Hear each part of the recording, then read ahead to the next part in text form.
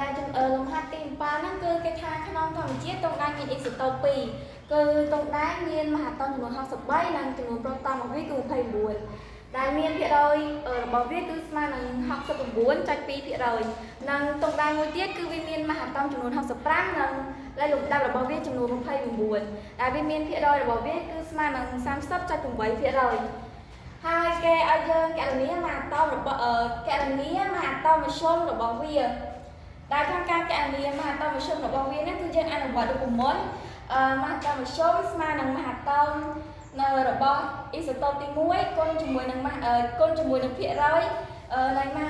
គុណជាមួយនឹងភាគរយអ៊ីសូតូបទី1បូកជាមួយនឹងមហាតនរបស់អ៊ីសូតូបទី2គុណជាមួយនឹងភាគរយរបស់អ៊ីសូតូបទី2ហើយចែកនឹងភាគរយរបស់អ៊ីសូតូបទី1បូកជាមួយនឹងភាគរយរបស់អ៊ីសូតូបទី2ដោយមហាតនរបស់អ៊ីសូតូបទី1ហ្នឹងគឺវាស្មើនឹង63ក្រាមក្នុង1ម៉ោលចំណែកឯមហាតនរបស់អ៊ីសូតូបទី2គឺវាស្មើនឹង65ក្រាមក្នុង1ម៉ោលហើយភាគរយរបស់អ៊ីសូតូបទី1គឺវាស្មើនឹង69.2%ចំណែកឯភាគរយរបស់អ៊ីសូតូបទី2គឺវាស្មើនឹង30.8%រីឯភាគរយរបស់អ៊ីសូតូបទី1បូកជាមួយនឹងភាគរយរបស់អ៊ីសូតូបទី2គឺវាស្មើនឹង100%អញ្ចឹងនៅពេលដែលយើងប្រាប់លំដាប់គេអញ្ចឹងហើយគឺយើងយកលេខទាំងហ្នឹងទៅចំនួននៅក្នុង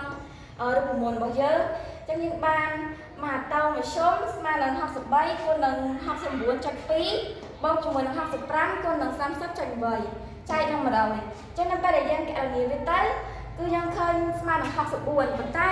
មហាតនមធ្យមហ្នឹងខណៈនេះគឺជាក្រាមក្នុង1ម៉ោលអញ្ចឹងយើងបានមហាតនមធ្យមស្មើនឹង64ក្រាមក្នុង1ម៉ោលដូចនេះមហាតនមធ្យមស្មើនឹង64ក្រាមក្នុង